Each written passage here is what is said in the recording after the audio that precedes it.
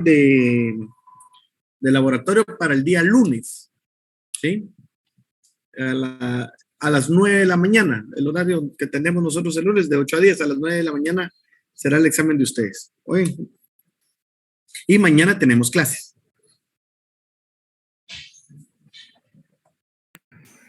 Está bien. Bueno, nos habíamos quedado con esta diapositiva donde les decía que solo con este campo, obviamente hay que ver todo el extendido que ya habíamos acordado que es la forma correcta de visualizar o de buscar Bahar. Pues si yo tuviera que dar un dictamen profesional con esto, yo diría que este paciente tiene 3 cruces de bacilos, ¿sí? Bueno, ya vamos a ver adelantito cómo hay que manejarlo. Me voy a adelantar un poquito. Yo a este paciente no he terminado de hacerle su prueba de esputo y le pongo mascarilla. ¿De cuál? La que sea, de tela, de las quirúrgicas, N95, no importa. Pero este paciente es importantísimo y urgente ponerle una mascarilla, porque ¿cuál es la principal o la forma más común de contaminarnos con Mycobacterium? Por medio de gotículas de saliva. Entonces lo que queremos es que cuando nos hable, no nos ponga gotículas de saliva, o si estornuda, no nos vaya a infectar, ¿sí? Bueno, habíamos empezado a hablar referente a los casos que sus compañeros tuvieron a bien compartirnos, y entonces tenemos que hablar de aspectos epidemiológicos, cómo manejar a un paciente que da positivo. Miren pues, la tuberculosis es contagiosa, ¿sí? Bastante contagiosa. Vivimos en un país endémico, entonces no le tengamos pánico, pero sí podemos evitar la contaminación, ¿ya? Debemos de hacerle conciencia al paciente que estamos detectando infectado con el uso apropiado y en todo momento del uso de la mascarilla, ¿ya? No hay que marginarlo, no sé por qué, eso lo vimos con COVID. Al principio, ahorita ya todos estamos más relajados, pero al principio creo que era menos impactante en la casa decir que uno tenía VIH o que tenía hepatitis B a decir que se había infectado con COVID. O sea, la gente se nos quedaba viendo como que Dios tenía planes perfectos para recibirnos en su seno. Entonces, ojo con esta parte. No necesitamos aislar al paciente. Eso tiene que ver con el proceso psicológico de la enfermedad. No vamos a tocar el tema, no soy experto en eso. Bueno, una vez que tenemos a un paciente que detectamos como paciente sintomático, ¿qué debemos de hacer? Debemos investigar todo su entorno, tal cual lo dije. Si es un paciente que trabaja, pues tenemos que ir a hacerles vaciloscopías a todos sus compañeros. Esputos seriados, ¿sí? 3 esputos seriados, ¿ya? A toda la familia, 3 esputos seriados. Sí, pero es que no tengo sintomatología, yo no tengo sudoraciones nocturnas, no me interesa. Tenemos que intentar obtener esputos. Esputo, traducción, es un gargajo, ¿sí? Obviamente nosotros ya no vamos a utilizar ese lenguaje, ¿ya? Pero, ¿por qué les estoy diciendo qué es lo que queremos? Porque si no analizo un esputo, la probabilidad de encontrar esos bacilos en saliva sí disminuye considerablemente comparado con un esputo. Un esputo es un acúmulo de moco, ¿sí? ¿Cuál es la función del moco inmunológicamente hablando? Capturar todo lo que pueda ser extraño y pues eliminarlo. Entonces, por eso es que debemos de buscar un esputo. Bueno,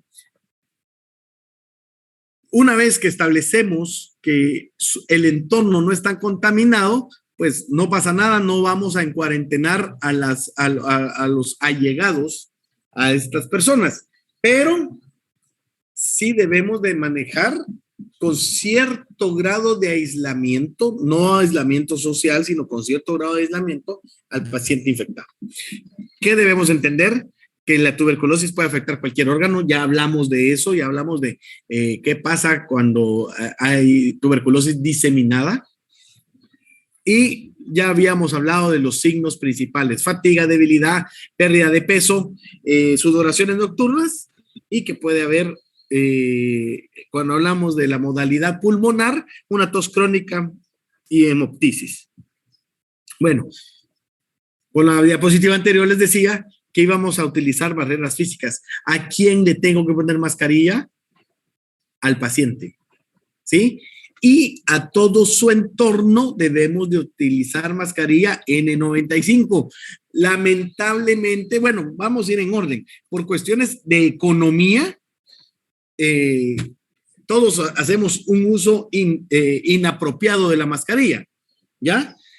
Las mascarillas de tela no deberíamos ni usarlas en un mundo ideal, ¿sí? No deberíamos de usarlas, o por lo menos deberíamos de tener unas 4 mascarillas de tela por día, y las mascarillas quirúrgicas deberíamos utilizarlas 3 horas, y las N95 no más de 2 horas.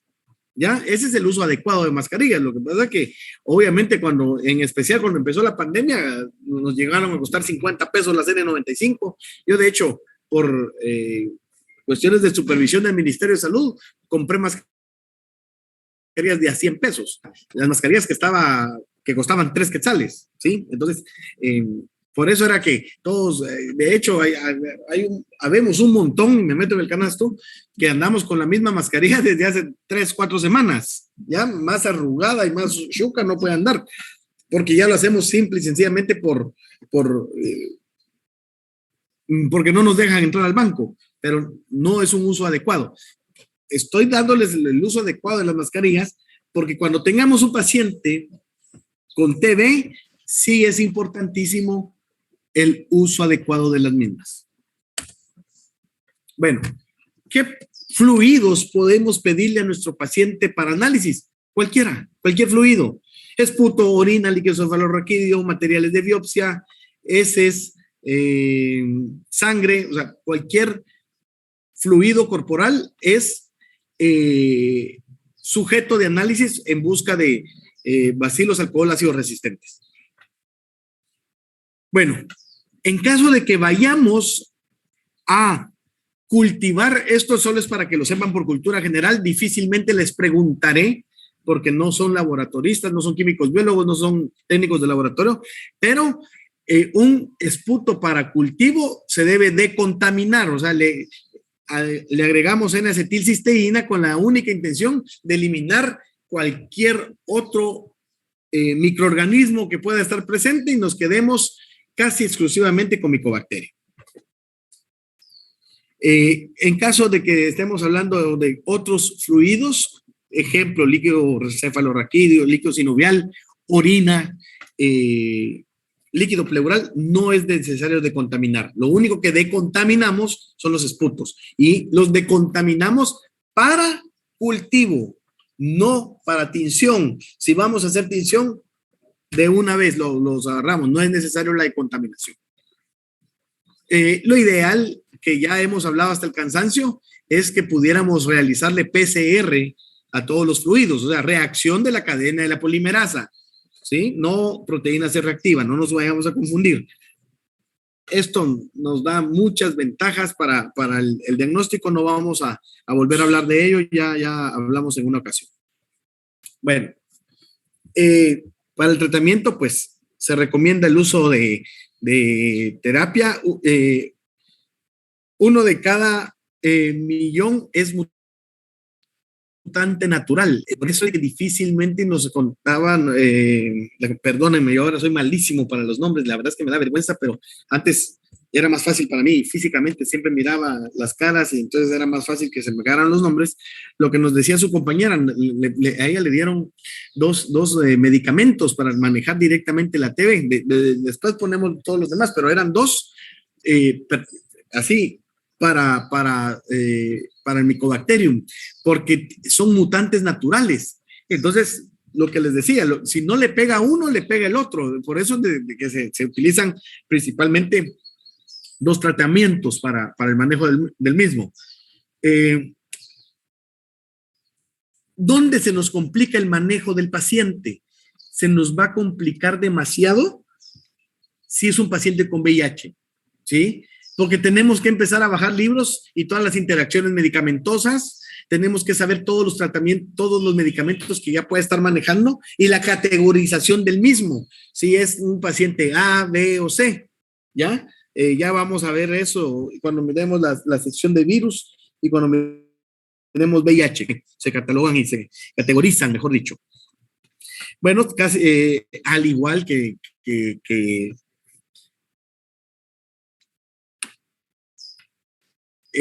cualquier otra bacteria, lo ideal es siempre tratar con fármacos de primera línea, ¿sí? Pero ojo, hay momentos donde nos tenemos que saltar esto. ¿En dónde? Si mi novia, pareja sexual, amiga con derecho, cualquier persona con la que compartamos fluidos, y estoy hablando de saliva, ya es un paciente diagnosticado y manejado con medicamentos, habrá que ver en qué estadio y en qué momento de la medicación va, ¿sí? Porque si es un paciente que ya tenemos tipificado, que la cepa que lo está afectando es multidrogo resistente, no podemos empezar con tratamientos de primera línea si yo sé que esta persona fue la que me infectó a mí, ¿sí? Tenemos que igualar el tratamiento de una vez. Entonces, por eso les digo que en ciencias de la salud es complicadísimo que digamos que 1 más 1 es 2. Es complicado, hay que individualizar a cada paciente y sobre todo entender la epidemiología de dónde viene la posible contaminación, ¿sí? Bueno, principalmente vamos a utilizar entre los antifímicos más utilizados está isoniazida y rifampicina. Estos son de primera línea. Casi en un 90% los que seamos debutantes y que no sepamos a ciencia cierta quién pudo habernos infectado, nos van a dejar isoniazida y rifampicina.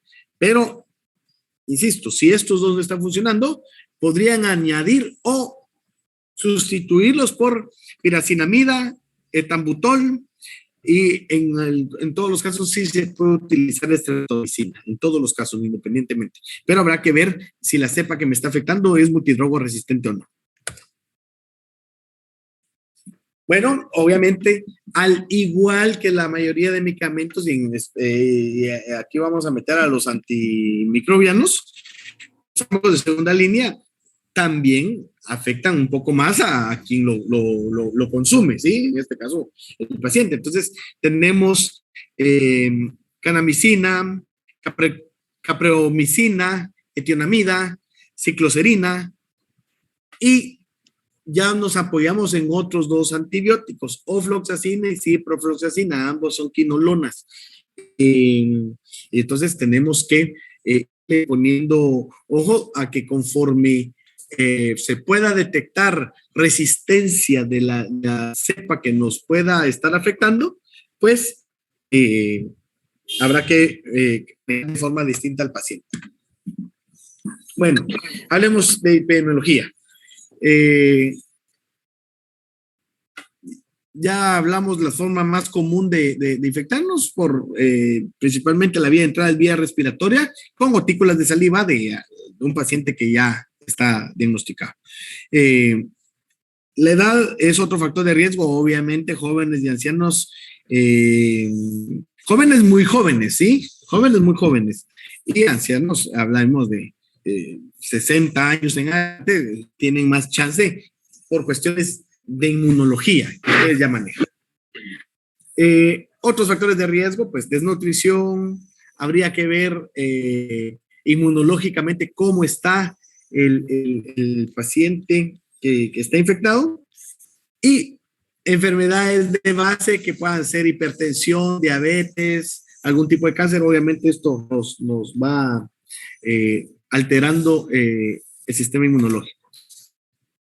Bueno, en la prevención, pues hay que identificar al paciente investigar su entorno y con esto evitamos una mayor propagación. Plan educacional, insisto, nuestro paciente no hay que ir a encerrar a un cuarto como que estuviera preso y condenado a algo. Hay que darle plan educacional con el uso de mascarilla. ¿Qué mascarilla? Insisto, al paciente yo le puedo poner cualquier mascarilla. Yo lo que necesito es que sus gotículas de saliva no lleguen a ningún lado, ¿sí? Y a los que estamos en su entorno, que no estamos infectados aún, sí necesitamos religiosamente mascarillas N95. N95 es el tamaño del poro. Está comprobado que con estas mascarillas el bacilo no las atraviesa. Y puede haber vacunación. Bueno, existen otro tipo de micobacterias que igual tienen diferentes grados de patogenicidad. Insisto, la más complicada es Mycobacterium tuberculosis, pero existe otro grupo de micobacterias y que no son transmisibles tan fácil de persona a persona, pero siempre es indispensable que identifiquemos. Entonces tenemos el complejo Mycobacterium avium o MAC, ¿ya?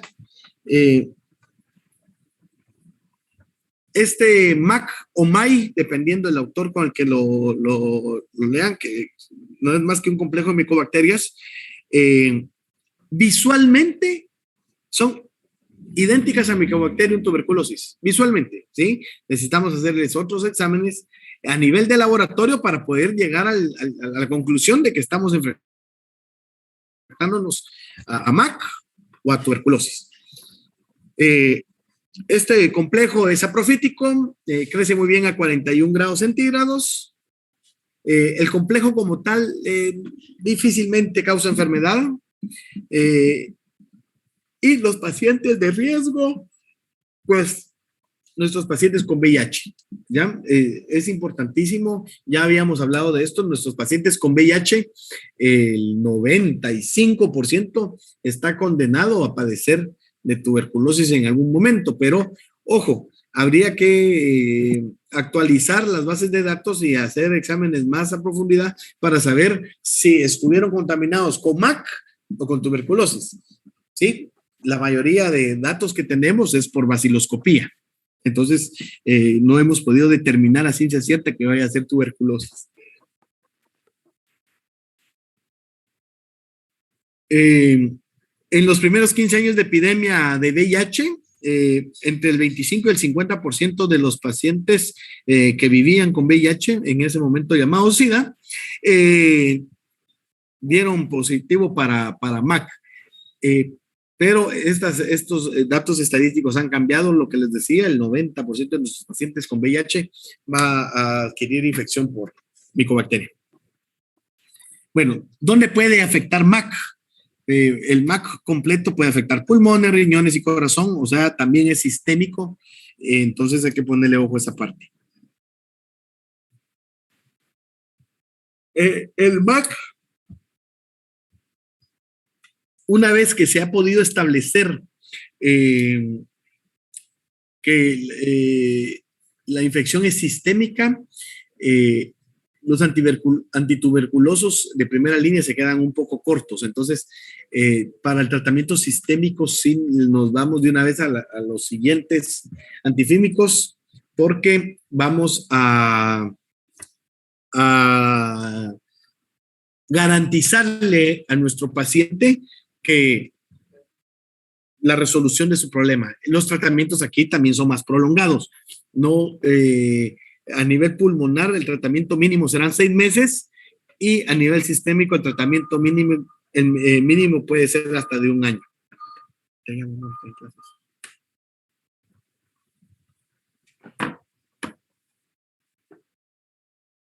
Bueno, el tratamiento inicial sería claritromicina o acitromicina y etambutol. Así empezamos cuando estamos hablando de algo sistémico. Bueno, entre el MAC tenemos que hablar también de Mycobacterium cansansi, que puede producir ataque pulmonar y sistémico idéntico a la TB. Se transmite en menor cantidad que tuberculosis y el tratamiento de primera línea siempre serán los antituberculosos. El Mycobacterium scrofulaceum saprofítico causa linfadenitis cervical en niños. Con la extirpación de los ganglios cervicales infectados se logra la curación. Obviamente, entendiendo que están bien localizados y focalizados y que no ha habido migración a otros lados. Bueno, Mycobacterium leprae,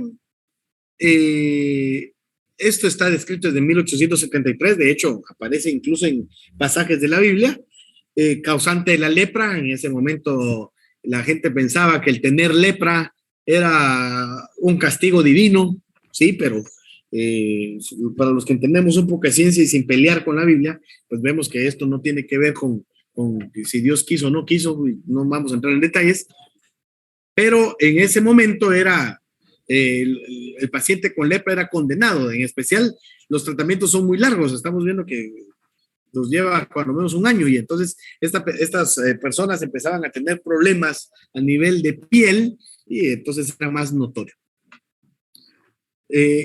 Actualmente se sabe que existen mucho más de 10 millones de casos de lepra, principalmente en el continente asiático,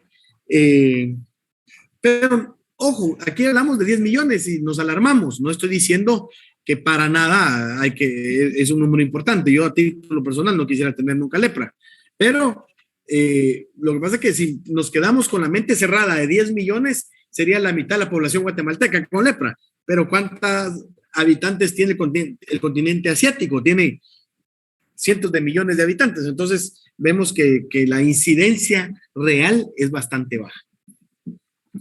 Esta lepra lepromatosa se identifica regularmente en el raspado de piel o de las mucosas. Los bacilos están dentro de las células del endotelio. ¿Qué es lo que se debe hacer aquí? Aquí es un examen citológico y vamos a hacer una biopsia en busca de los famosos Bahar. ¿Cómo? ¿Alguien iba a hablar? No. Bueno, la lepra comienza de forma insidiosa y ataca las partes más frías del cuerpo, que serían piel, nariz, nervios superficiales, a nivel testicular, ojos, laringe, faringe. Si vemos, no solamente son lugares más fríos, sino son lugares relativamente húmedos. Se caracteriza por máculas pálidas sin sensibilidad, por nódulos infiltrados, difusos y eritematosos. Tenemos dos grandes grupos de lepra: la lepra lepromatosa y la lepra tuberculoide. La lepromatosa, la evolución es progresiva y maligna, o sea, el pronóstico es muy malo para el paciente, se da afecciones a nivel de piel, afecta simétrica y lentamente los nervios, y entonces se imaginan qué está padeciendo el paciente. Está padeciendo dolor, picazón y ardor, ¿sí? Ya es una enfermedad que afecta a nivel nervioso.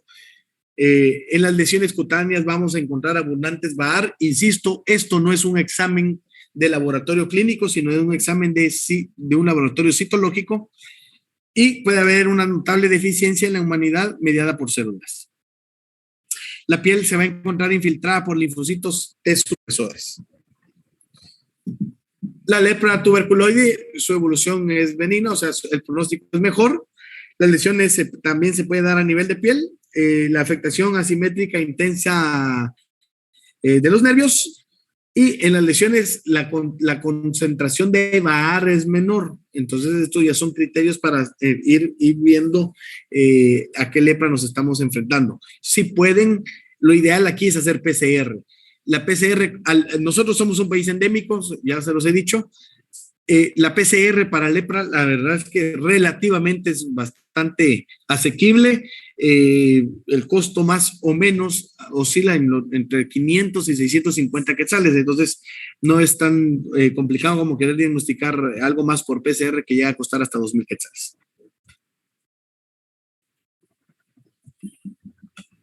Una de las formas diagnósticas que yo no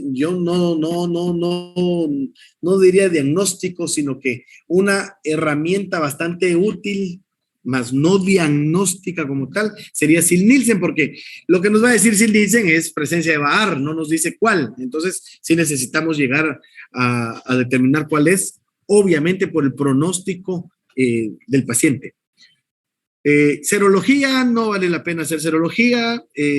¿Por qué? Porque debemos, por lo menos en nuestro país, que quede claro, estoy hablando de nuestro país. Si alguien tiene oportunidad de emigrar luego a Europa o a los países del norte de América que tienen un mejor desarrollo comparado con nosotros, pues tendrá acceso a PCR.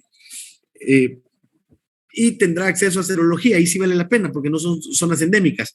Aquí no vale la pena hacer serología, porque si yo hago anticuerpos tipo IgG a la población en general, o la población, digamos, de 25 años, de 15 a 25 años, la mayoría daríamos positivo, y ni siquiera nunca habríamos manifestado enfermedad.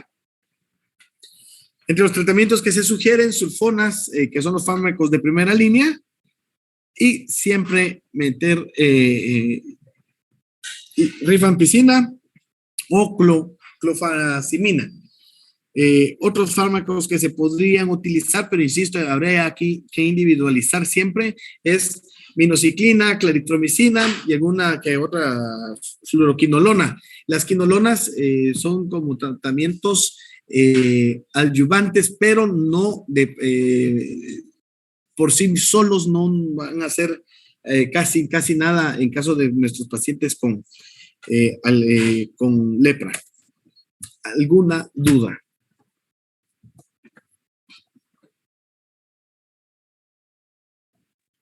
Yo, licenciado, fíjese que tenía, no sé si se enciende ya mi cámara, una curiosidad. En el libro, en el capítulo 21, dice una bacteria llamada Cutibacterium. Y pues el apellido es el acnés. ¿La bacteria esta es la que provoca el acné en los adolescentes o es solo por desarrollo? Es una bacteria asociada. Sí puede causar acné. Pero el microorganismo más común a que se van a enfrentar cuando hablemos de acné vulgaris o el acné que conocemos, pero ojo, vamos a ir en orden. ¿A qué nos referimos con acné? Yo me he topado con casos que me dicen, ay, vieja, estoy padeciendo acné. Ajá, ¿dónde? Míreme la cara y tienen 3 barritos. No, eso no es acné. Acné es estas personas que vemos que tienen casi tomada cuando menos las mejillas y se ven lesiones, la verdad es que sí se ven hasta dolorosas. Principalmente sería Staphylococcus aureus, el agente más asociado a. No quiere decir que este acné no pueda estar, sí podría estar, y podría estar en combinación, sí podría. Recordémonos que las infecciones podrían estar hasta 2 agentes al mismo tiempo. Gracias, licenciado. Licenciado, yo tengo otra duda. Mándeme. Con respecto, bueno, como una sugerencia, ¿verdad? Digamos, estamos ya trabajando en un centro asistencial o un centro de salud y llega un paciente con tos y tos, o sea, y que antes de empezarnos a dar su historia, sería como considerable recomendarle que use mascarilla o algo, porque en el caso de la tuberculosis, que se transmite a través de gotículas, ¿cree usted que sería recomendable directamente decirle al paciente que use algún tipo de protección, verdad? Porque nosotros en ese momento estaríamos expuestos. Fíjense, muchachos, que olvidamos bien rápido, lamentablemente, y me meto en el canasto, olvidamos bien rápido. Y se los digo en especial para la gente que sí tomó muchas precauciones al inicio de la pandemia. A mí me llama la atención cómo ha habido gente que lo único que me enseñaron era que le tenían pánico a morirse y que durante el inicio de la pandemia como tal, puchica, ya no saludaban pero ni de puño, usaban mascarilla, no salían de sus casas, etcétera, ¿sí? Y fueron cambiando sus protocolos y todo. Yo sí creería que la pandemia nos debió haber dejado una enseñanza, y en general, todo paciente con afecciones respiratorias deberíamos de ponerles barrera, ¿sí? O sea, en el plan EDUC, deberíamos ponerles barrera, usen mascarilla, usen mascarilla. Yo creería que a partir de, ustedes van a tener la suerte de ejercer la medicina post pandemia. A partir de la pandemia ya no miramos raro a alguien con mascarilla. El problema era antes, cuando yo me subía a un bus y andaba con mascarilla, todos se me quedaban viendo así como, puchica, este sabe ni qué tiene, que usa mascarilla. Sí, hoy encontrarnos a alguien con mascarilla y que no se la quite para nada, pues pareciera algo más común. Entonces, yo creo que deberíamos de aprovechar esto, en especial ustedes que van a ejercer la medicina post pandemia, y sí, en el plan EDUC, cualquier infección respiratoria, porque todas las infecciones respiratorias, en la mayoría de casos, la forma de contagio es así, por gotículas de saliva, por cada vez que estornudo, cada vez que toso, puedo infectar. Entonces, el uso de barreras sí sería fundamental en todos los aspectos que haya infecciones respiratorias. Pero ojo, no me quiero pasar llevando a nadie porque no es contra nadie mi comentario. Yo por cuestiones de trabajo voy a Jocotán, a Camotán, a La Unión, y de los primeros lugares que yo vi donde se dejó de usar la mascarilla, fueron en estos lugares. ¿Se recuerdan que ponían cadenas y si uno no era del lugar no lo dejaban entrar y todo esto porque no querían contaminarse? Para no cansarles la historia, también fueron de las primeras personas en quitarse la mascarilla. Ahora que por cuestiones de especialización estoy yendo a Guatemala, yo me quedo asombrado de ver el uso de la mascarilla en Guatemala. En Guatemala la gente sigue usando mascarilla, o sea, en general. Yo salgo aquí a Chiquimula y ya es poca gente que usa mascarilla. Entonces, hemos ido bajando la guardia.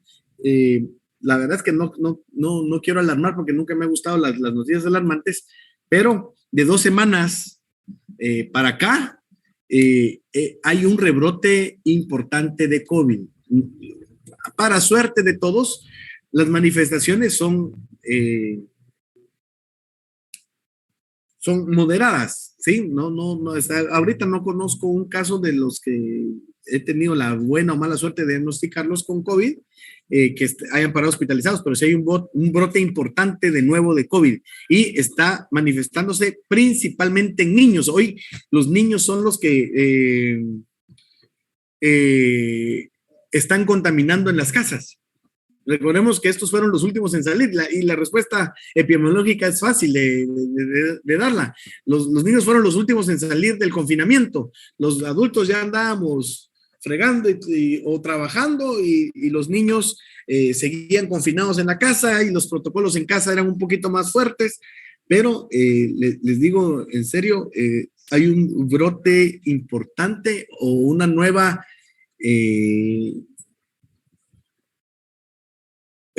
oleada de COVID.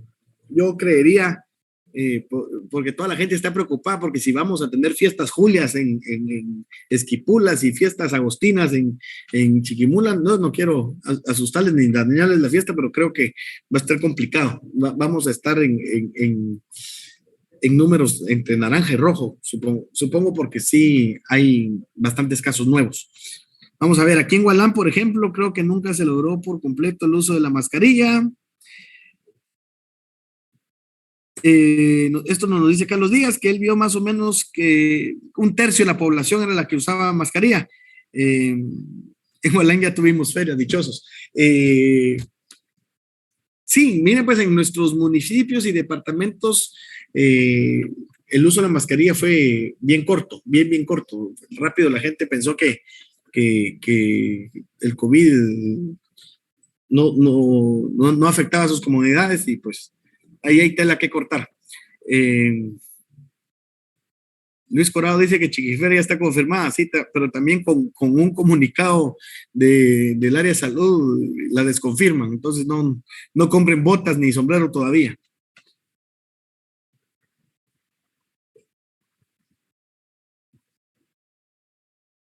Bueno, Karen está preocupada por la feria, yo estaría preocupada por micro. Vamos a ver.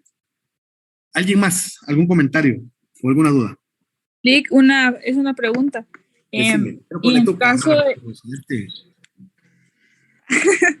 En caso de que... Hola. En caso de que vuelvan a aumentar los casos, así como en Chiquimula o en Zacapa, ¿sería posible que sacaran a todo del hospital otra vez, como hicieron cuando empezaba la pandemia? ¿Me estás hablando de los estudiantes? Sí, de los estudiantes. Fíjate que les voy a dar mi punto de vista, el mío, ¿no? Y soy totalmente responsable de lo que voy a decir.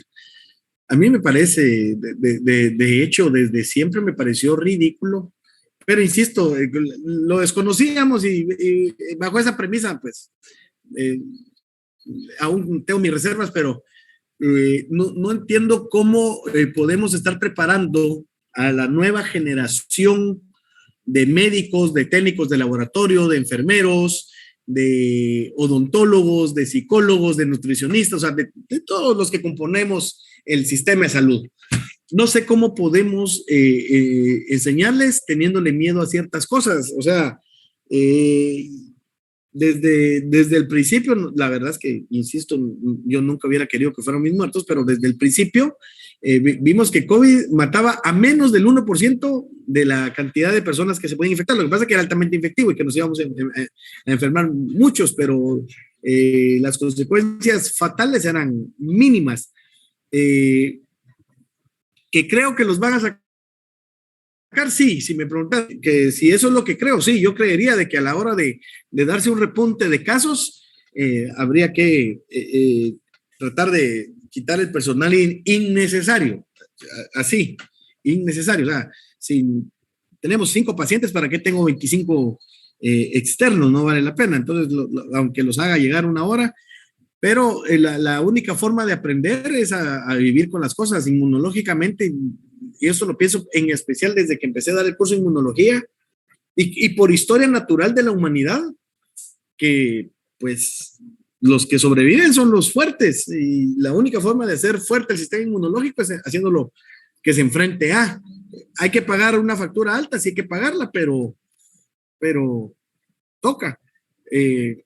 Entonces, creo que lo sacarían en caso de haber un rebrote, sí, pero primero tendríamos que ver las políticas de gobierno. Recordemos que a nivel gubernamental, el Ministerio de Salud ya eliminó todo protocolo. O sea, en la vida real, si yo quisiera entrar a un banco sin mascarilla y comiendo incluso, me deberían de dejar entrar porque por política de gobierno ya no hay protocolos, ¿sí?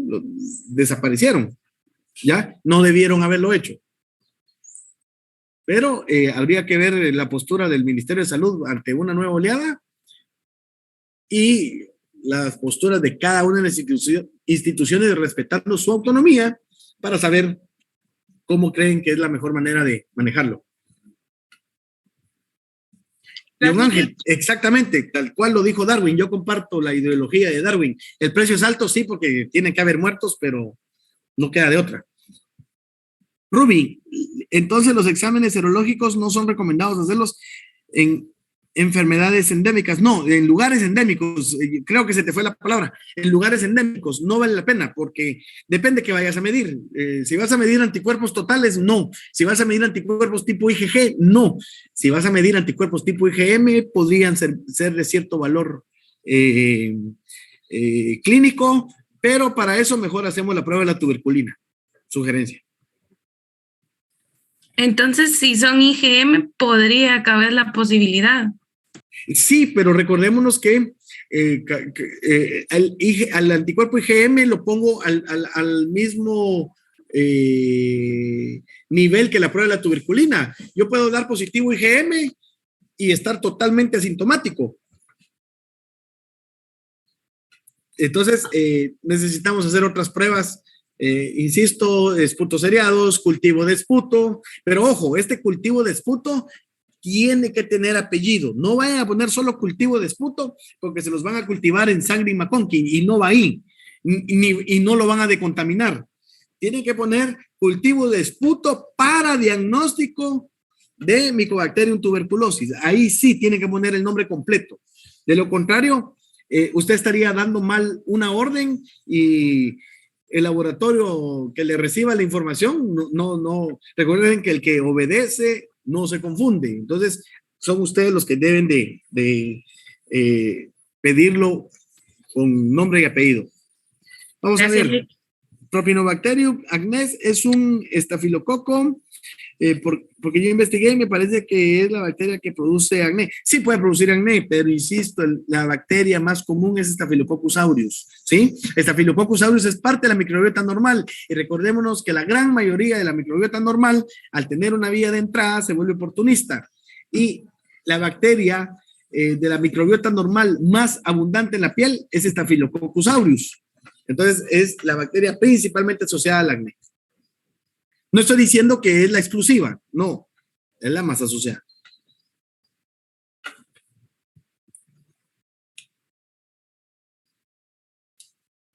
Las personas, vamos a ver, Hugo Lemus, las personas, ¿por qué no me quieren hablar? Las personas que ya han pasado por una enfermedad pulmonar, ¿serán más susceptibles a contraer una nueva? ¿Deberían usar mascarilla permanentemente de manera preventiva? Ah, bueno, esa es la pregunta. Bueno, vamos a ir en orden. Habrá que ver la enfermedad en el tiempo.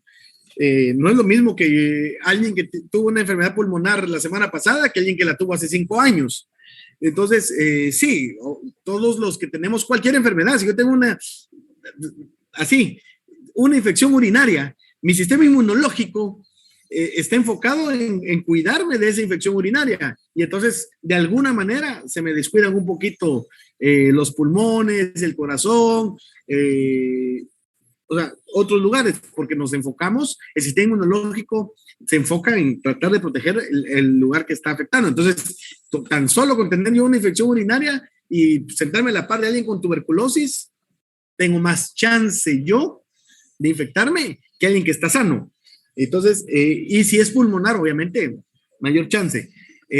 Sí, yo creería que cualquier persona que tiene una enfermedad pulmonar reciente debería cuidarse un poquitito más de lo que nos deberíamos de cuidar todos. ¿Y cuánto tiempo sugeriría? Esto es muy mi criterio. ¿Cuánto tiempo sugeriría el uso de mascarilla en alguien que esté saliendo de una afección respiratoria? Pues no más de 15 días.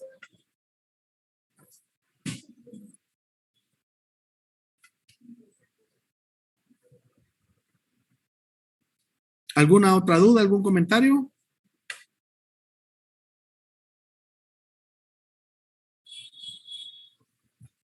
Bueno, señores,